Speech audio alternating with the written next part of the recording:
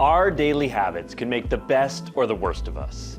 And by integrating certain wellness activities into our daily lives, we can improve vitality, physical, and mental health. So here's my daily wellness routine and how each of these activities has changed my mental and physical health.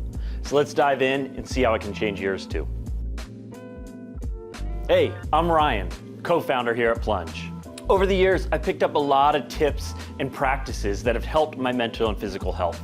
One of those is cold plunging, something I've done every single day for the last 3 years.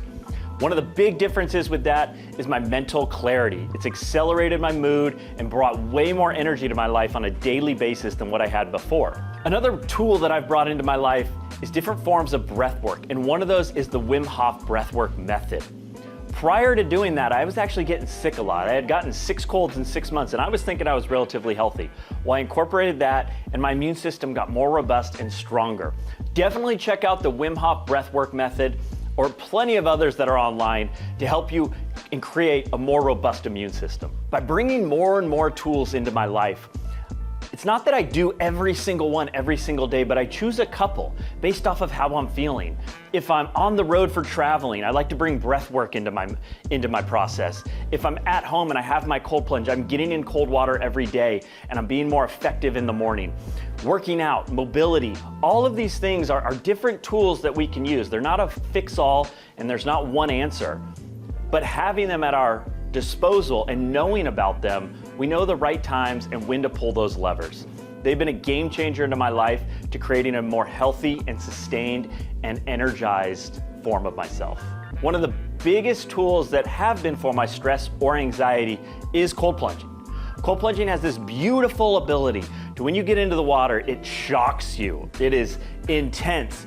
It takes all the stress away that's happening in the world. There's actually a physiological response that's going on there. We're getting this increased dopamine, adrenaline's coming into our body when we become very focused into the present moment, and my stress and my anxiety slips away. Even when I come out, it sustains for hours on time. It is one of the greatest tools that I've incorporated in my life for mental health. Make sure to subscribe, turn on notifications, and to not miss our video on naturally reducing stress and anxiety and other ways to improve our mental and physical wellness. The more I dive into health and wellness, to me it really just comes down to consistency. It's not sexy, there's not a silver bullet, but it's just doing the small things every single day and you build momentum. And one day you just wake up and you look back and you're like, wow, I turned my life around. The thing I always look at is if we can just get better or improve something 1 degree every day, well, in 180 days, we're in a totally opposite direction. And most of the time, we don't even need to go in the opposite direction. So consistency is the key to building the life that we want. One of the key tools that I've discovered along my journey is the Wim Hof Method. This is a great form of breath work. It is a hyperventilation form of breath work. It's actually an intense adrenaline dump into the body. You can check it out on YouTube. There's a lot of different videos on how to do this. But this has been one of the greatest tools for my mental and physical health. One of the biggest benefits from this form of breath work is my immune system. There was a window of my life where I was getting sick constantly, 6 colds in 6 months. My health coach had introduced this form of breath work into me. I started incorporating it. Within a few months, I was not getting sick anymore. There's a lot of cool studies you can check out too, where they've proven this in scientific studies. Check it out online. Another big benefit from doing this daily is the energy I receive. I ground myself in, I feel centered, and it's an injection of CO2 into the body, and I feel elevated and ready to tackle the day. It's important to note to not be doing this breath work at all around cold plunging. These are 2 totally separate modalities. If you're gonna be doing breath work, you wanna be focused on that. When you're in the cold water, all you are is focusing on your breath, but no at any times doing any form of hyperventilation breathing. By the way, we have a special guest coming on our channel for guided Wim Hof breathing exercises. Stay tuned. Next, let's talk meditation. Meditation has been in a practice in my life for 10 plus years in different forms. Sometimes I've been in a really good flow with it and I'm meditating every single morning, first thing for 20 minutes. And others I've gone through times where it's a little hit or miss. I've done it in different formats, whether it's getting in a float tank, one of my favorites, or every single morning with a Vipassana style meditation, really focused on the ins and the outs of my breath. For me, meditation has been a practice to really center and presence myself. And what I mean by that is focusing on the ins and the out breaths. They call that Vipassana meditation.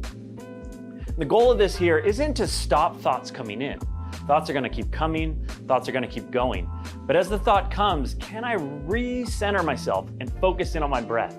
And by doing that, of whether it's 5 minutes, 10 minutes, 15 minutes, whatever that time is for you that you can make and set aside to focus on this, you come out more present. Life's a little more simple. The thoughts that were racing a little before are gone. And it's more of a practice over time. It's not a simple cure-all that once I meditate, all of it fades away. Just by doing a little bit every single day, my life becomes a little more simple, a little more beautiful. One of the major benefits that I've noticed from meditation is my reaction. By giving that practice every single day or just finding consistency with it, areas that I might have reacted before have a little less impact on me. And this comes and goes in the waves that I am. I mean, right now, my meditation practice isn't quite to the level that I want it to be. And I'll notice a little more reaction at certain moments.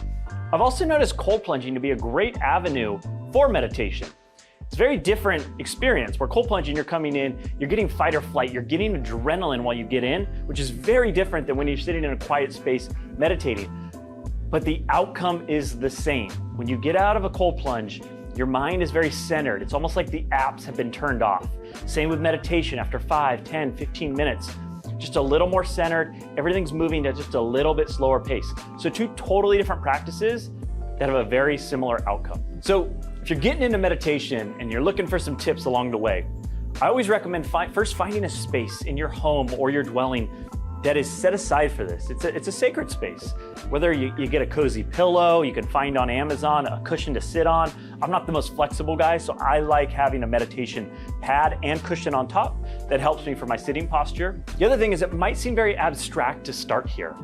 And I always recommend finding a time that's almost comical. What is the time that if I asked you, can you do 60 seconds of meditation? Or can you do 30 breaths? Would you laugh at that?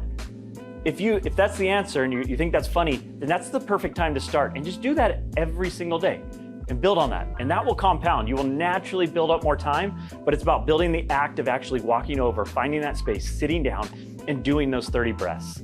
So finding a great private space and finding a time that you can take action on. Cold plunging, one of the favorite practices in my life, something that I have done almost every single day for the last 3 years with having a cold plunge at my house. Benefits are wide and far for what I've experienced with cold plunging. The biggest one that I notice every single day is my mood elevation. I naturally wake up a little groggy, a little tired. Cold plunging is the first thing that I do every single morning. I get in and I feel like I'm time traveling. Spending 3 minutes in the cold almost gets me an hour back of my morning where I feel accelerated, I feel focused in what I want to work on, and I feel centered to go tackle the day, which is not a commonality for me. Another big benefit that I've seen, and I learned this one very early on, this is actually how I got into cold plunging, is my immune system.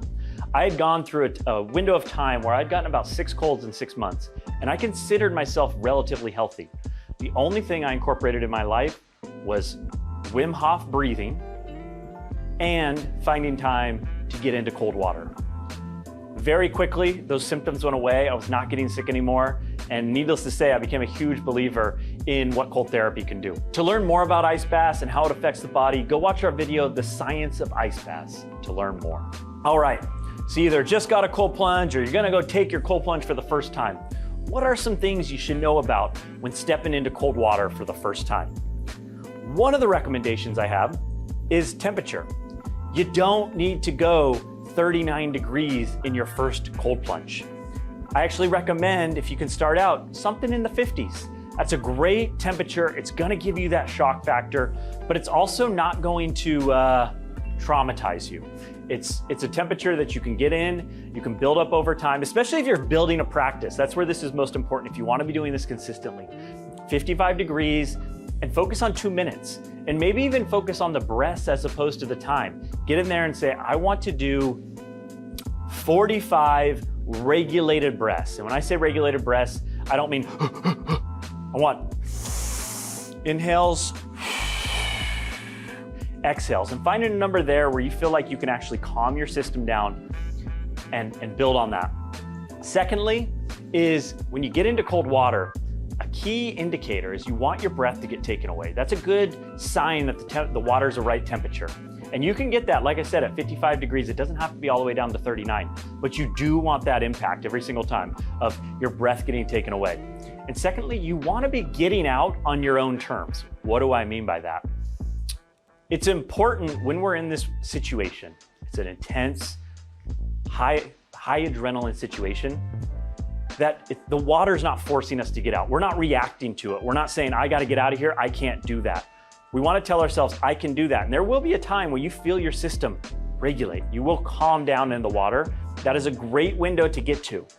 From there, you can go longer. I actually recommend to go longer outside of that. But you do want to get through that first wave where the water isn't forcing you to get out and you're actually learning to regulate in the water and choosing to get out of it. First time setting out and doing it, I also recommend doing it with a friend. We're so much stronger when we're with other people. We're so much more capable, and we believe in ourselves that much more when we have that encouragement. So if it's something that you're terrified to do, or maybe you're like, I don't want to do it, find a friend, do it with them, and I guarantee you're going to come out feeling amazing. Temperature of the water can really vary. Anything 55 degrees down is going to give you the benefits. And I really recommend finding a temperature that you can show back up again tomorrow and do. So I always say if you're starting out, 55 degrees is a great temperature, and shoot for 2 minutes. Build on that. You'll naturally build up the time and want to go longer. You'll naturally lower the temperature. Let that happen over time. Don't be so concerned that your first day you have to do that. So rule of thumb, 55 degrees for 2 minutes. A couple other tips for it. Sounds like a veteran move, but pinching your nose and dunking your head. By going into the shock, you come out of the water after, you can grab your breath a little bit quicker and you can settle in. So dunking your head is a trick. One of the cool things about our cold plunge is it makes it really simple for you to do it and really easy to incorporate it into your life. It's already hard enough to get the willpower to get into cold water, let alone if you had to buy ice and fill up the trough and do that every single day. It's a really challenging thing. We totally get it. That's why we created the plunge for ourselves for that. And one of the cool features of it is temperature range. It can work with you as you go, and as you get more adapted to the cold. You can go deeper with the cold temperatures, but you can also start higher. It's self-cooling. It's always ready for you. There's nothing you got to think about. You just show up, you open the cover, and you get in and you do the experience. And soon you can time it with your app. We have filtration that's always going, so the water stays clean. My water stays clean in my house for at least up to 6 months. Do a filter change about once a month. It's very minimal time that goes into it. So really what we like to say is it's time. This is the time that you're getting. You're getting this experience in 2 to 3 minutes, and you're feeling that much better in 2 to 3 minutes, but there's nothing else you have to do outside of it. We totally get the plunge as an investment, but we see as time is money, and getting this takes out all the excuses, and you can really get into your cold practice. Learn more about Plunge in this video. It's linked below along with other videos that I mentioned earlier today. Fire and ice, hot and cold. Contrast therapy. Let's talk about it. Contrast therapy is incorporating both hot and cold into the same protocol. So it's getting into a sauna, it's getting into a cold plunge, it's getting into a hot tub, it's getting into the cold. So it's doing it back to back with each other, and there are totally powerful impacts that come with it. Contrast therapy is my favorite practice for active recovery. I've loved saunas. I've had different types of saunas, and now that I have a cold plunge, it's my favorite thing to work together. I do it about 2 to 3 times a week because it's definitely a calorie crunch. It's definitely a lot of metabolic work on the body. It's intense, so you don't want to take it lightly. You want to be hydrated when you're doing this, and ideally you're doing it in set times depending on the temperature, the heat of the sauna that you're getting into. With the plunge sauna, it can get up to temperatures of 200 plus. So for there, all I really need to get in is 12 to 15 minutes into the sauna, then I get in the cold, then I get in the hot, and then I end on the cold. It's one of the tips I always like. I always love ending on the cold due to the mood elevation that it provides. Contrast therapy is also one of the coolest things to do with your friends or family. It's a great way to connect in the sauna. Sauna is an awesome place to have deeper conversations or work through and suffer with someone in a fun, enjoyable way. Then you get to get cold and elevate that mood and feel incredible. So it's an awesome tool to do with your wife, with your husband, with your friends, and incorporating something that's challenging, but also incredibly fun. When you're starting out on contrast therapy, I always like to start with a simple protocol, and it really depends on the temperature of the sauna. But let's say a sauna at 185 degrees or higher. going in 10, maybe if you can get to 15 minutes, getting in there, getting in the cold, hanging out, and getting back into the heat. It's one of the most incredible feelings to go from the cold back into the heat. Definitely take your time getting back in there. Go for another 10 to 15 minutes and then end on the cold. It's one of my favorite protocols to just feel incredible, to get that cardiovascular health, the blood pumping into my body, get that muscle recovery. I'll get into the nitty-gritty and science behind contrast therapy in another video, so subscribe and turn on notifications. From my experience, growth and transformation really just come from doing the little things every single day. It's commitment and consistency. When setting out to create a morning routine, there's a million ways you can do it. For me, what has worked is finding a handful of things that I like to work into my life. For me, that's cold plunging, that's sauna, that's meditation, that's stretching, and breath work. I don't get to them every single day, but I pick unique ones that I kind of check in with myself and calibrate to what is needed of that day. One consistent one for me right now is cold plunging, and then I layer on top of other things that's there. Everyone's very different into how to create a morning routine, but my recommendation is find a number of things that you can do and pick from them every single day. And don't feel bad if you don't do all of them. Just try and incorporate 1, 2, 3, but incorporate a set group of time, 15, 20, 30 minutes, whatever you can allocate, and work in a few of those practices that make you feel better. So these are all just a few tips to get started. And you can work your way up to doing longer meditations or ice baths, which are one of the most important parts of my routine. So if you're ready to take the plunge and change your life, go to plunge.com/YouTube. There's a link in the description with a special offer for YouTube. Thanks for watching. Hopefully you learned something, and see you next time.